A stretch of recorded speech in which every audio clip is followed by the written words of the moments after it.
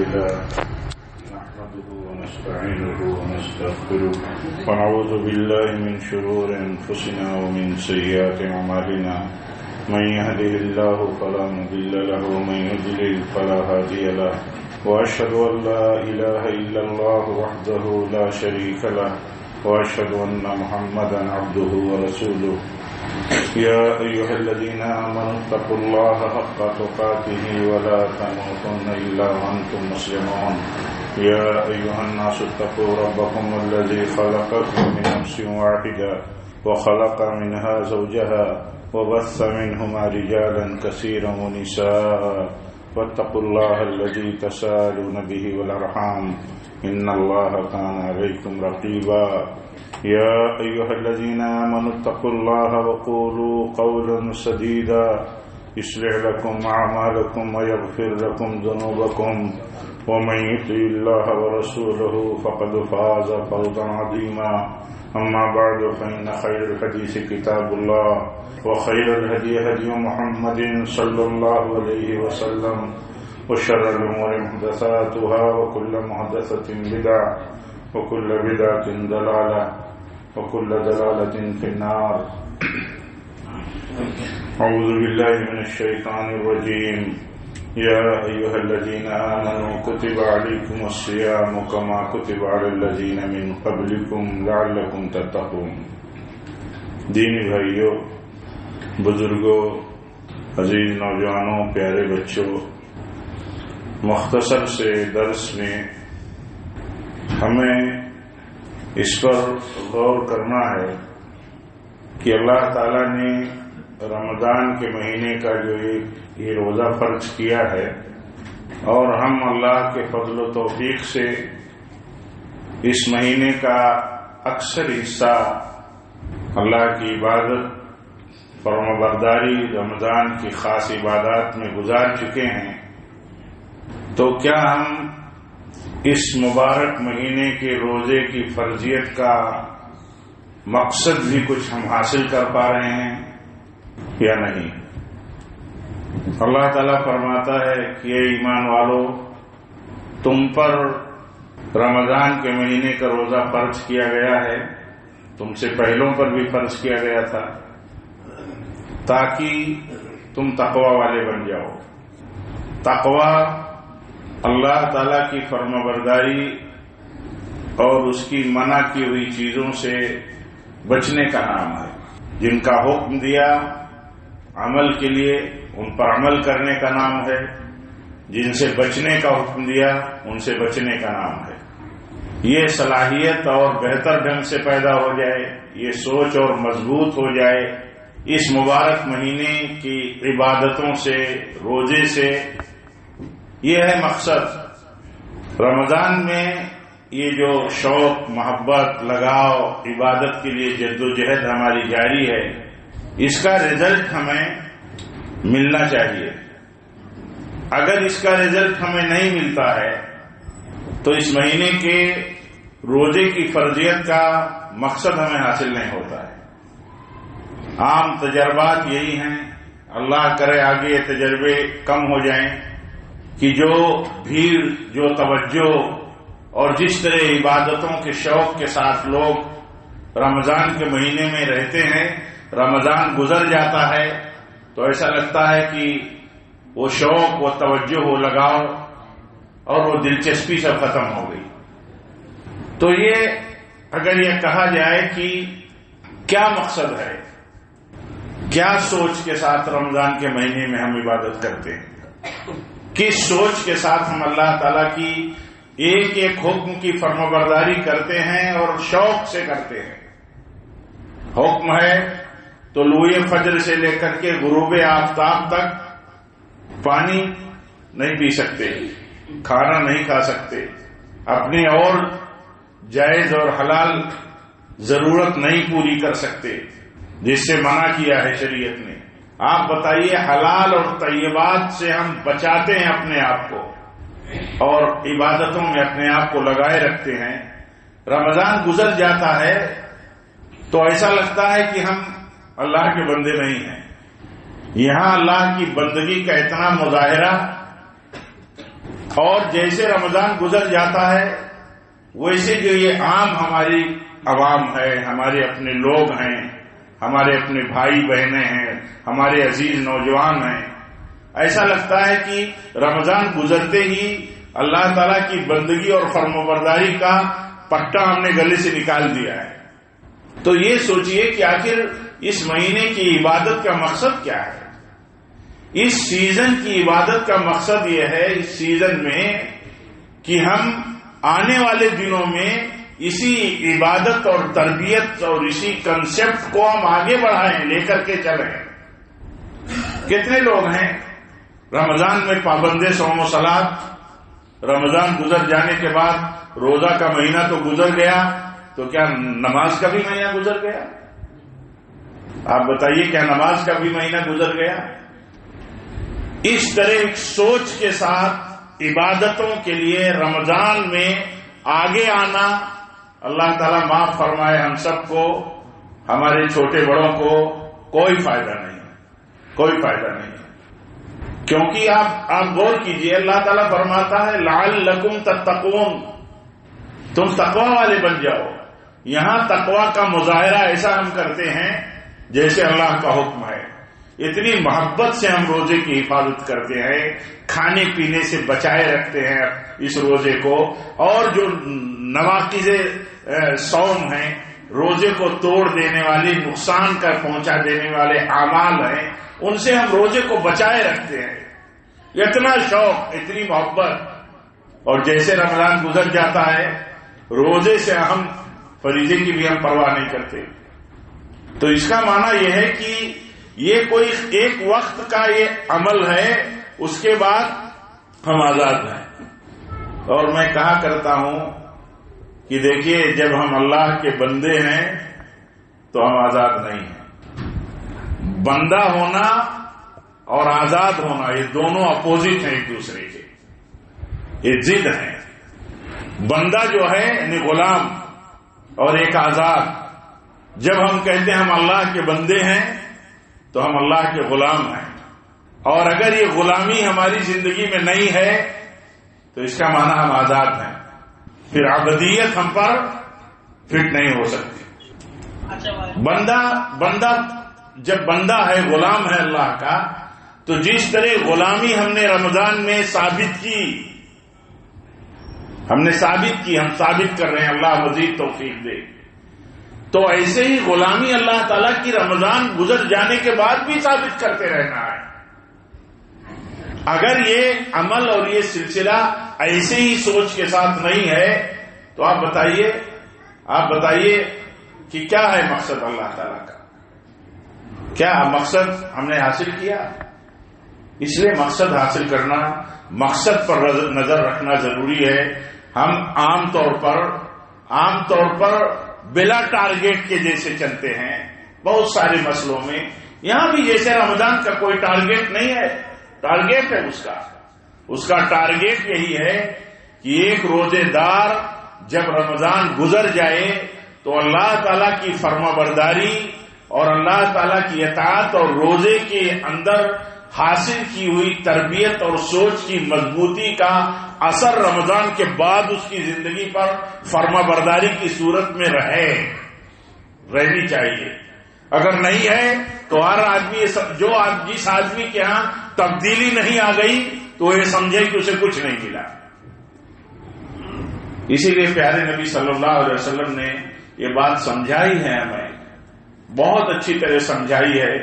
آپ فرماتے ہیں کتنے لوگ ہیں جو قیام اللیل کرتے ہیں، قیام اللیل، لمبی نمازیں پڑھتے ہیں، عبادت کرتے ہیں، رات کو زندہ رکھتے ہیں، رات میں مشقتیں عبادتوں کی اٹھاتے ہیں، خاص طور پر آخری عشرے کی۔ آپ فرماتے ہیں کتنے قیام کرنے والے ایسے ہیں جن کو جاگنے کے سوا کچھ نہیں ملتا، اور کتنے دن کے روزہ رکھنے والے ایسے ہیں کہ جن کو بھوک اور پیاس کے سوا کچھ نہیں ملتا۔ یہ بھوک اور پیاس چھوڑ کر کے اللہ کے حکم کی اطاعت و فرمانبرداری ثابت کر کے اگر دوسرے موقعوں پر اطاعت و فرمانبرداری ہم نہ کر سکیں تو گویا کہ ہم نے کچھ نہیں پایا۔ ہم نے کچھ نہیں حاصل کیا. یہی اصل ہے. اسی اصل کو سمجھنے کی ضرورت ہے، پانے کی ضرورت ہے. جب ہمارا عزیز نوجوان رمضان کے مہینے میں روزہ رکھتا ہے اور خوب مشقتیں کرتا ہے تو پھر اسے کیا ہو جاتا ہے؟ جس اللہ کے حکم سے رمضان کے مہینے کی عبادت پورے شوق اور پورے جذبے، پوری رغبت اور لگاؤ کے ساتھ کر رہا ہے، اللہ تعالیٰ کی فرما برداری بات بھی کیوں نہیں کرے؟ ہمارے عزیز بچے ہوں، نوجوان ہوں، ہم آپ ہوں، مرد ہوں، عورتیں ہوں، سب کے لیے مسئلہ ہے. اور اگر یہ سوچ نہیں ہے تو کیا یہ روایت ہے؟ کیا یہ رجحان ہے؟ ایک رجحان ہے. جیسے لوگوں کے اندر ایک طرح کی بیداری ہے ایک موقع کی، تو کیا یہ وقتی بیداری ہے؟ اللہ تعالیٰ نے اسی لیے یہ چیز سمجھائی ہے کہ ہر مومن یہ سمجھے کہ یہ عمل اللہ تعالیٰ کی طرف سے تقوی اور کنٹرولنگ پاور پیدا کرنے کے لیے اللہ تعالیٰ نے مقرر کیا ہے. کنٹرولنگ پاور، کتنا کنٹرول ہمیں ہے؟ آپ سوچئے اللہ کے فضل سے کتنا کنٹرول ہے. شدت کی گرمی میں کام کرتے ہوئے، جد و جہد کرتے ہوئے اپنے آپ کو کتنا کنٹرول ہم رکھتے ہیں. یہی کنٹرول کی صلاحیت اللہ تعالیٰ چاہتا ہے ہر وقت رہے بندے میں، ہر وقت رہے. اور وقت گزرتا جاتا ہے پھر تجدید کرنی ہوتی ہے تو اللہ تعالیٰ پھر سال میں یہ مبارک مہینہ پھر ہمیں میسر کر دیتا ہے. تو یہ ذہن میں یہ بات رہنی چاہیے. اللہ تعالیٰ جو فرماتا ہے کہ یہ ایمان والو تم پر روزہ فرض کیا گیا ہے رمضان کا، تم سے پہلی امتوں پر بھی فرض کیا گیا تھا تاکہ تم تقوی والے بن جاؤ، تقوی کی راہ پر چلو. کھانا پانی، حلال تعلق میاں بیوی کا آپس میں، ان سب چیزوں سے روک دیا اللہ تعالیٰ نے، اور ہم رک گئے اللہ کے حکم کی وجہ سے. تو اللہ تعالیٰ نے جن حرام چیزوں سے ہمیں روکا ہے ان حرام چیزوں سے ہم بچنے والے ہو جائیں. حرام چیزوں سے بچنا، آپ بتاؤ بچتے ہیں؟ عام طور پر جو عام مسلمان مرد و عورت جس طرح رمضان میں اپنے آپ کو اللہ تعالیٰ کی فرمانبرداری کرتے ہوئے حلال چیزوں سے اپنے آپ کو روکے رکھتے ہیں، جن حلال چیزوں سے اللہ نے روکا ہے، تو آخر وہ حرام چیزوں سے کیوں نہیں رکتے؟ وہ حرام چیزوں سے کیوں نہیں رکتے؟ اللہ تعالیٰ فرماتا ہے تم حرام چیزوں سے رکنے کی صلاحیت پیدا کر لو. حلال چیزوں سے رک کر کے حلال چیز چھوڑ دیتے ہیں اللہ کے حکم سے، تو حرام چیز کیوں نہیں چھوڑ دیتے اللہ کے حکم سے؟ یہ ہے فلسفہ، یہ ہے مصلحت. اور یہ اسی لیے دیکھیے یہ رکن ہے اسلام کا. رکن کس کو کہتے ہیں؟ پلر کو. یہ عمارت پلر پہ کھڑی ہے، پلر کمزور ہو عمارت نہیں رک سکتی. یہ کمزور ہے اگر یہ کنسپٹ تو اسلام ہمارا کمزور ہے. آپ دیکھیں ایک آدمی حرام کی حالت میں ہوتا ہے، حج بھی ایک رکن ہے، اسے پابند کر دیا جاتا ہے کہ آپ خوشبو نہیں لگا سکتے. بتاؤ اللہ کے گھر میں جا رہا ہے، احرام کی حالت میں ہے، حج میں مقامات مقدسہ میں ہے، کوئی طرح اور خوشبو نہیں لگا سکتا. نبی صلی اللہ علیہ وسلم کو اپنی زندگی میں محبوب چیزوں میں سے ایک محبوب چیز ہے. کبھی آپ سوچتے ہیں، کبھی ہم سوچتے ہیں کہ آخر کیا وجہ ہے؟ یہی اصل وجہ ہے. اصل وجہ یہی ہے کہ اللہ تعالیٰ جہاں بندے کو روکتا ہے اس کی محبوب سے محبوب چیز ہو وہ رک جاتا ہے، اور جب محبوب سے محبوب چیز سے وہ رک گیا تو آپ بتاؤ ناپسندیدہ چیز سے کیوں نہ رک جائے؟ ایک آدمی سگریٹ پیتا ہے، تمباکو خور ہے، اللہ کا حکم ہے، رک گیا ہے، کچھ نہیں لیتا. اس نے اپنے آپ کو عزم کا پکا بنا لیا، ہر حکم ہے اللہ کا.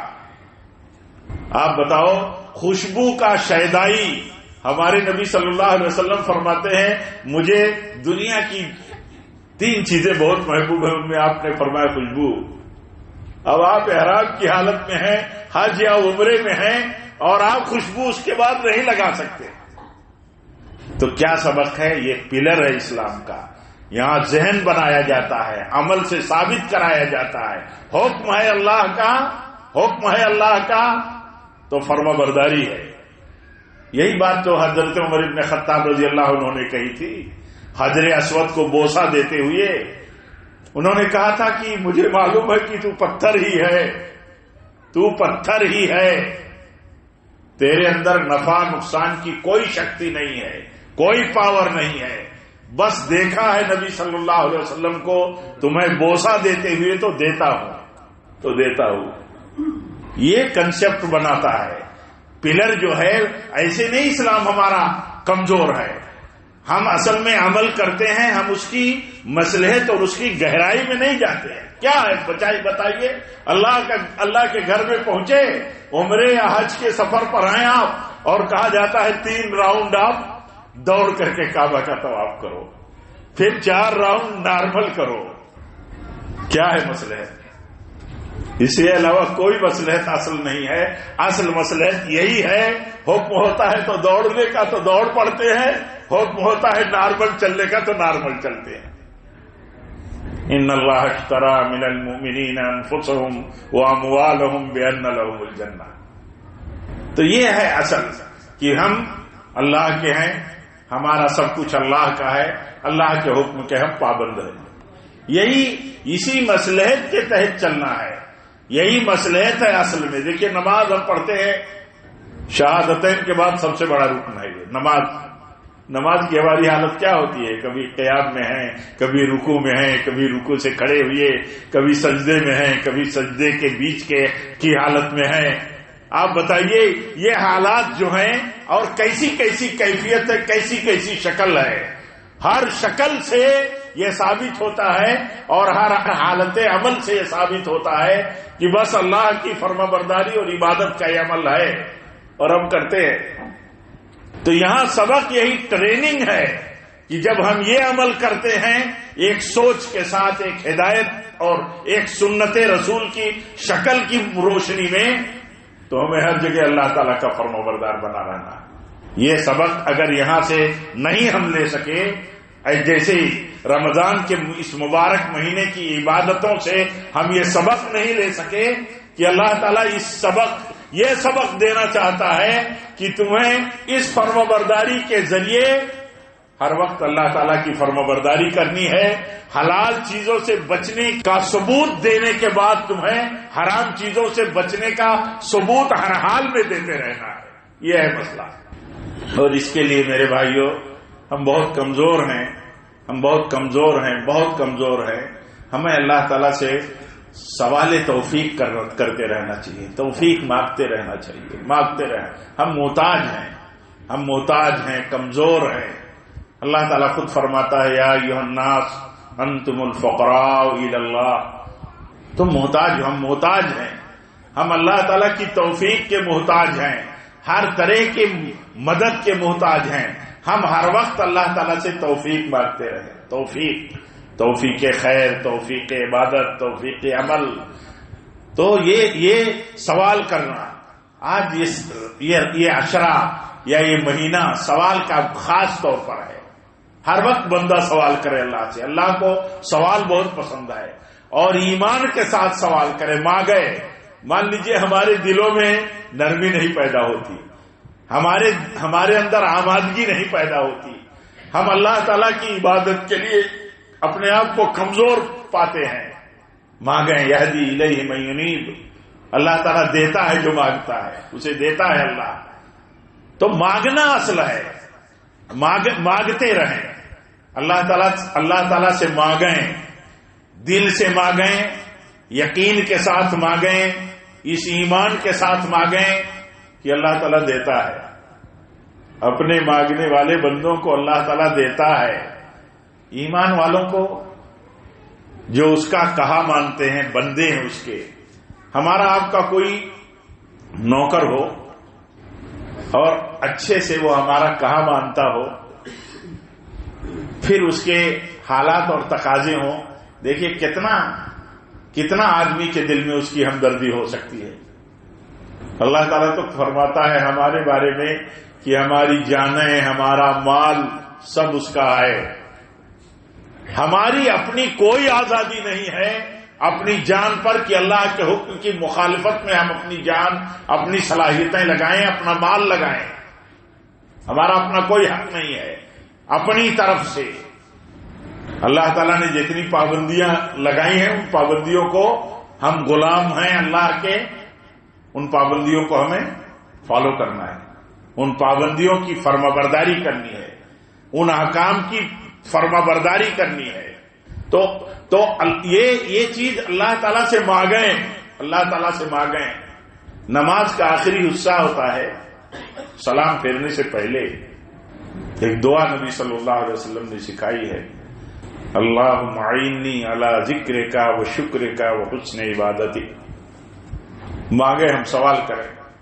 آج سوال کا وقت ہے، ہمارے دلوں میں توجہ کم ہے، غفلتیں بہت ہیں، نافرمانیاں بہت آتی ہیں، زندگی میں بہت عام ہیں۔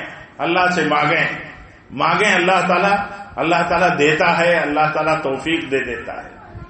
اور دیکھیے سوال اور دعا کے سلسلے میں ایک کنسیپٹ بہت کلیئر رہنا چاہیے۔ وہ کنسیپٹ یہ کہ اللہ تعالیٰ سے جب دعا کی جاتی ہے تو اللہ تعالیٰ قبول کرتا ہے۔ کسی بھی مومن کو کہیں بھی شبہ نہیں ہونا چاہیے کہ اس کی دعا اللہ تعالیٰ نہیں قبول کرتا۔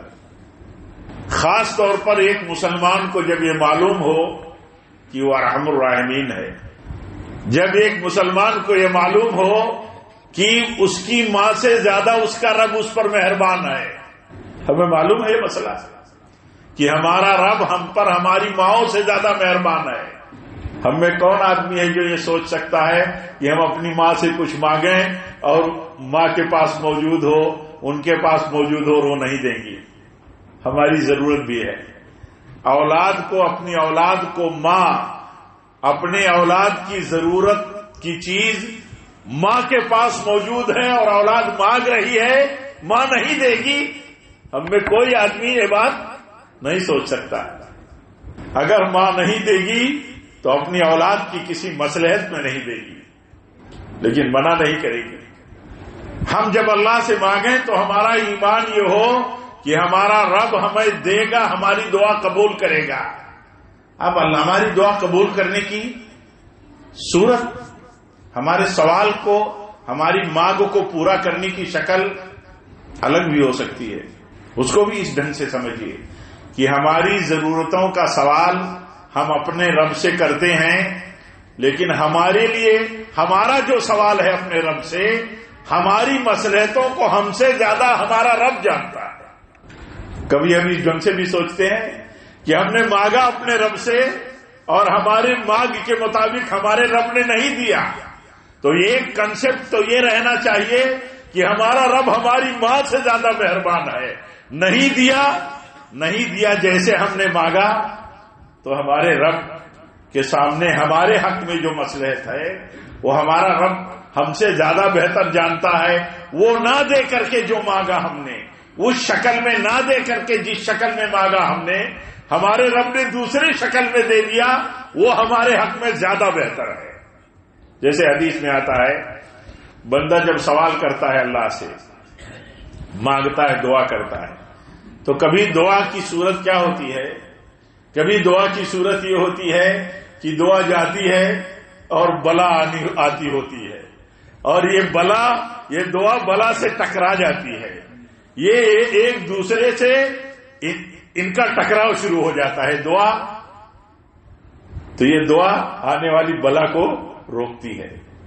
آپ بتائیے، ہم کچھ بھلائی مانگ رہے ہیں، کوئی چیز مانگ رہے ہیں، رب العالمین نہ وہ دے کر کے ہماری دعا کی قبولیت اس شکل میں کرتا ہے کہ آنے والی جو ہم پر بلا ہوتی ہے اس دعا کی وجہ سے رب العالمین اسے ٹال دیتا ہے۔ بتائیے کیا بہتر ہوا؟ جو ہم نے مانگا اس سے بڑی مصیبت جو ہم نے مانگا کوئی چیز وہ نہیں دیا، لیکن اس سے بڑی مصیبت جو ہم پر آنے والی تھی رب العالمین نے اسے ٹال دیا۔ بتانے کا مقصد یہ ہے کہ کبھی بھی دل کے کسی گوشے میں خیال نہ پیدا ہو، ہم آداب سے دعا کرتے ہیں، شرائط کے مطابق دعا کرتے ہیں، ایمان کے ساتھ دعا کرتے ہیں، اس کا بندہ اور فرمانبردار بن کر کے دعا کرتے ہیں۔ وَإِذَا سَأَلَكَ عِبَادِي عَنِّي فَإِنِّي قَرِيبٌ أُجِيبُ دَعْوَةَ الدَّاعِ إِذَا دَعَانِ فَلْيَسْتَجِيبُوا لِي وَلْيُؤْمِنُوا بِي لَعَلَّهُمْ يَرْشُدُونَ۔ کہاں مانتے ہیں اور اس پر ایمان رکھتے ہیں، بندے ہیں اس کے، اللہ تعالیٰ فرماتا ہے میرا وعدہ ہے اپنے بندوں سے کہ میں ان کی دعا قبول کرتا ہوں۔ قبولیت کی صورت ہوتی ہے کہ جیسے بندہ مانگتا ہے ویسے دے دیتا ہوں، ویسے نہیں، اس سے اس کی مصلحت کے حق میں جو بڑی چیز ہوتی ہے وہ کر دیتا ہوں کہ بلا ٹال دیتا ہوں۔ کبھی ایسا ہوتا ہے کہ دعا کو ذخیرہ آخرت بنا دیتا ہے اللہ تعالیٰ، اور اس کے بدلے میں اللہ تعالیٰ جنت دے دیتا ہے، اس کی رحمت حاصل ہو جاتی ہے۔ ایک بیمار ہے مثال کے طور پر، ہمارا بھائی ہو، ہماری کوئی بہن ہو، وہ بیمار ہے، وہ دعا کر رہے ہیں، اللہ دعا نہیں، بیماری دور کر کے اس شکل میں دعا نہیں قبول کرتا، لیکن بیماری کی وجہ سے اللہ تعالیٰ اس کے گناہوں کو معاف کر دے، بیماری پر صبر کی وجہ سے اللہ تعالیٰ جنت دے دے، تو آپ بتائیے کہ کون سی نعمت بڑی ہے، کون سا بڑا فضل ہے اللہ کا؟ بیماری سے نجات دے دینا یا بیماری کی تکلیف اٹھا کر کے جنت کا بل جانا؟ ہماری سمجھ میں یہ بات آنی چاہیے، آتی ہے یا نہیں آتی ہے؟ ہم نے دعا کی اے اللہ یہ بیماری ہم سے دور فرما دے، مان لیجئے اللہ نے نئی بیماری دور فرمائی، ہم بیماری کی مشقت، بیماری کا اضطراب، بیماری کا دکھ، بیماری کا ٹینشن لے کر کے جیتے رہے، لیکن دعا قبول کر کے اللہ تعالیٰ نے شکل ایسی بدل دی کہ اس پر اجر اللہ تعالیٰ دیتا رہا، یہاں تک کہ جنت دے دی۔ بتائیے بڑا ملا کہ نہیں ملا انعام؟ اس لیے ایسے لوگوں کی باتوں میں کبھی بتاؤ کہ مسلمان دعا کرتا ہے یہاں سے لے کر کے کعبہ تک اور عرفات تک اور اس کی دعا قبول نہیں ہوتی، یہ بہکاوے پر بتانا ہے۔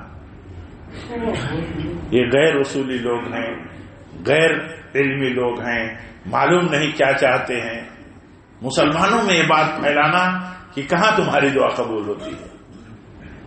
تو باتیں نہیں زیادہ کرنی تھی، نہ زیادہ میں باتیں آگے کرنا چاہتا تھا، ایک درس کے طور پر، بالخصوص آخری عشرے میں، بالخصوص قدر کی تلاش کی مطلب کوششوں کے بیچ میں ایک چھوٹا سا درس کہ ہم غور کریں اور صحیح سوچ کے ساتھ چلیں۔ آخری وقت ہے، اپنی سوچ درست کر لیں، اللہ تعالیٰ سے مغفرت مانگیں، مغفرت کا سوال کریں۔ اللہ کو بہت پسند ہے مانگنا، بہت پسند ہے، کہا جو نہیں مانگتا اپنے رب سے وہ متکبر ہے۔ مانگنا بہت پسند ہے، اور مانگیں ہم اس ایمان سے کہ اس کو کیا کمی ہے دینے کی، اس کو کیا کمی ہے۔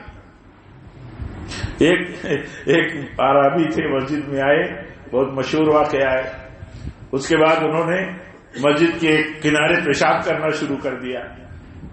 آپ جانتے ہیں ناراضگی ہوئی صحابہ کو رضی اللہ عنہ، دوڑے، ناراضگی ظاہر کی، اس کے بعد آپ نے منع کر دیا۔ پھر آپ نے فرمایا اپنے ایک صحابی سے کہ ایک ڈول پانی لاؤ اور صاف کر دو۔ بلوایا آپ نے، سمجھایا، اتنا اثر ہوا اس دیہاتی پر، کہتا ہے اللہ مجھ پر رحم فرما اور محمد پر صلی اللہ علیہ وسلم، اور کسی پر نہیں۔ تو آپ فرماتے ہیں کہ اللہ تعالیٰ کی رحمت کو تم محدود مت کرو۔ اللہ سے مانگنے میں، اللہ تعالیٰ کو دینے میں کیا کمی ہے؟ سارے انسان اور جنات کسی ایک وادی میں جمع ہو کر کے جو ان کی مراد ہے سب مانگ لیں اور سب اللہ پوری کر دے تو بھی اس کے خزانے میں کچھ کم نہیں ہوگا۔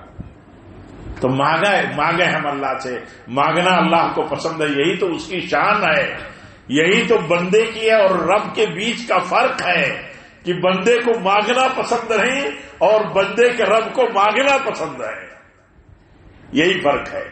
تو ہم اللہ سے مغفرت مانگیں، عمل کی توفیق مانگیں، قبولیت کی دعا مانگیں، ربنا تقبل منا انک انت السمیع العلیم، اور قدر کی رات میں ہم کوششیں کریں، عبادت کریں، دعا کریں۔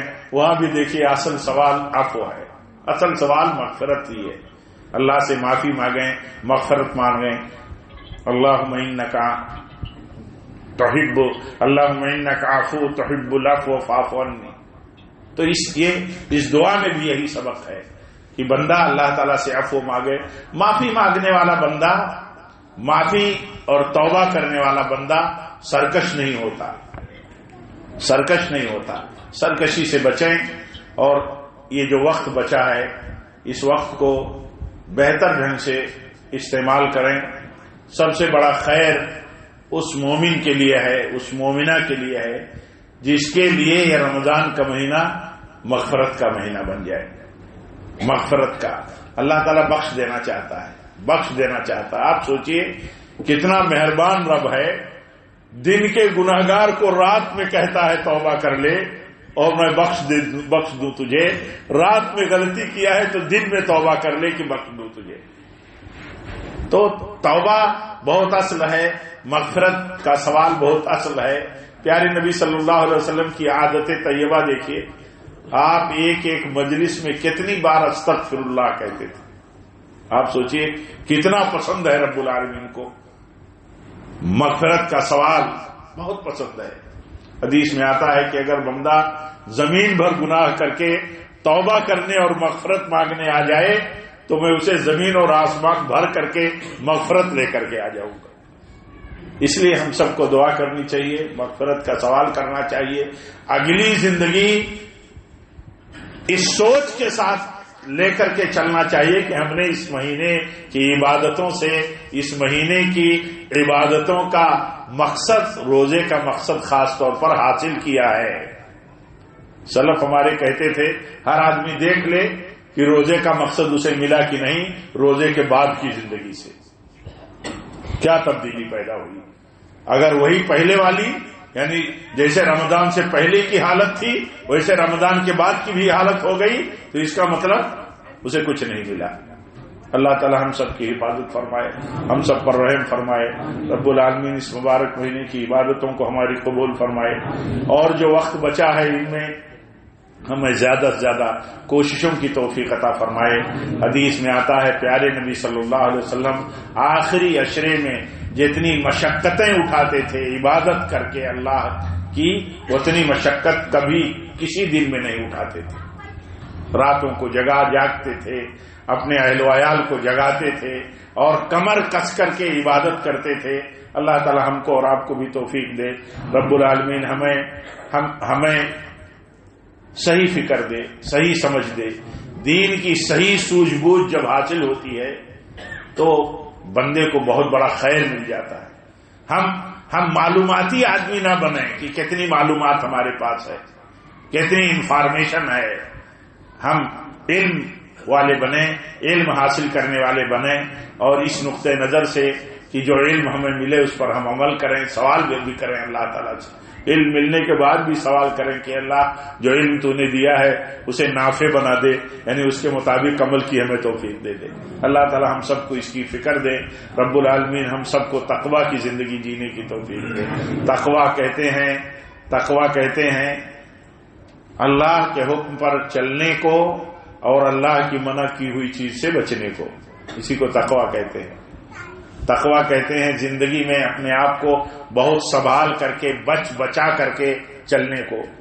جیسے حضرت عمر بن خطاب رضی اللہ تعالیٰ عنہ سے حضرت ابی بن کعب نے ان کے سوال پر جواب دیا تھا کہ کیا کسی جھاڑی والے کانٹے والے راستے سے کبھی گزرے ہیں؟ تو کہا ہاں۔ کہا کیسے آپ اپنے آپ کو بچا کے نکلتے ہیں کہ کانٹے کہیں کپڑے کو، کہیں جسم کو نوچ نہ لے؟ تو کہا یہی تقویٰ ہے۔ تو یہ زندگی ہر طرف کانٹوں کی زندگی ہے، ہر طرف شہوات و خواہشات کی زندگی ہے، فسق و فجور کے حالات ہیں، نافرمانیوں کا شور ہے، زور ہے، ہر طرف نافرمانیوں کا ہی ریلا ہے۔ ایسے حالات میں آدمی اپنے آپ کو اللہ کا فرما بردار اور سنت کا پیروکار بنا کر کے چلائے، یہی تقویٰ ہے اور یہی چاہتا ہے اللہ تعالیٰ۔ تقویٰ کوئی وقتی چیز نہیں ہے، ہمیشہ کی ہے۔ یا ایھا الذین آمنوا اتقوا اللہ حق تقاتہ ولا تموتن الا وانتم مسلمون۔ مرنا مت ہے میرے ایمان والو، مرنا تو مسلمان ہی مرنا، یعنی تقویٰ پر ہی مرنا۔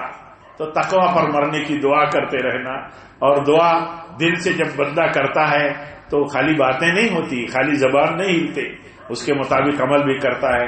اللہ تعالی ہم سب کو تقویٰ کی زندگی جینے کی توفیق دے، ہر عمل ہر احکام پر فرما برداری کی توفیق دے، ہر منع کی ہوئی منکرات سے اللہ تعالی ہم سب کو بچنے کی توفیق دے، جب تک ہم زندہ رہیں سنت پر چلنے کی توفیق دے، جب بھی ہماری موت ہو تو سنت پر ہو۔